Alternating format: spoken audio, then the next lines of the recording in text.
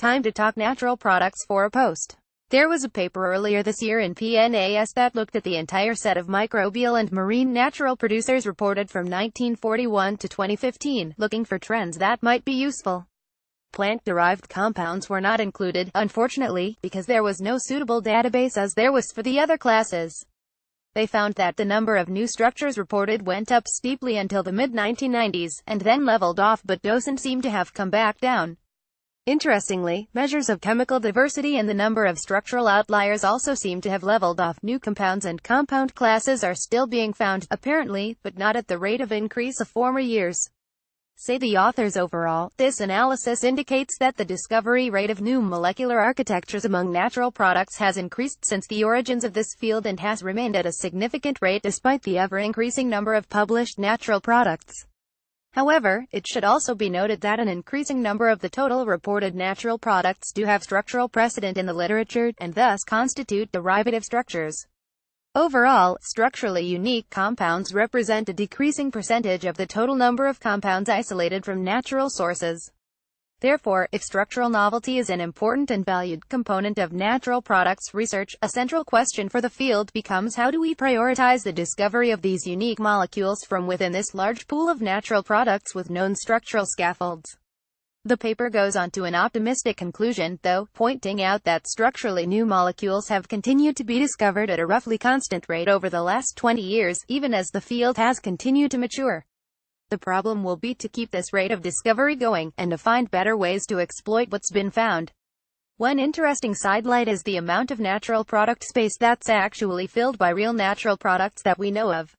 Just to pick the cyclic tetrapeptides, out of over 40,000 possibilities, just the 20 natural amino acids, and accounting for symmetry, there are only 65 known examples, and those bin into just a few general classes. So there's what would have to be described as natural product-like chemical space that has apparently either not been filled out by nature, or has not been so in a way that we've ever been able to find. The paper attracted a published response, which made the case that the effect seen in the number and diversity of natural products didn't have much to do with natural product discovery at all, but were statistical phenomena to be expected with any large dataset of this type. Instead of the rate of discovery of new products falling off, as they took the original paper to be saying, they felt that things were actually in much better shape. The original authors responded in turn, saying that's not at all what they were trying to imply. The percentage of truly novel natural products as compared to the whole is going down, but their rate of discovery isn't.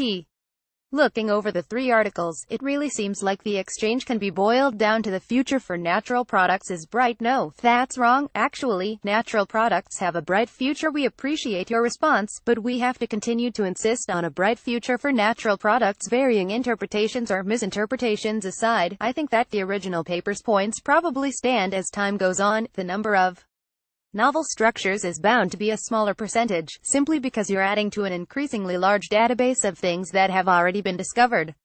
At the same time, that doesn't mean that there are fewer novel things being described every year, in absolute numbers. But keeping that line from dipping, which it might well do at some point, will probably require new collection, culture, and isolation techniques. That, though, is just what the field provides incentives for. There's less interest in describing the 17th or 72nd member of a well-trodden class of compounds than there is in finding new frameworks, unusual structures, and new biological activities. As long as those are what we're seeking, and we should be able to keep finding them for some time. When that rate does start to decrease, though, it'll be time to start wondering if the end is in sight or not. And the whole field of near-natural products should take heart too. If the arguments here about chemical space are correct, there's a lot of useful work to be done. The counterpoint is that, to use the example of the tetrapeptides, that we don't see those products because they don't do much of anything, and have had no evolutionary selection to keep them around for us to find.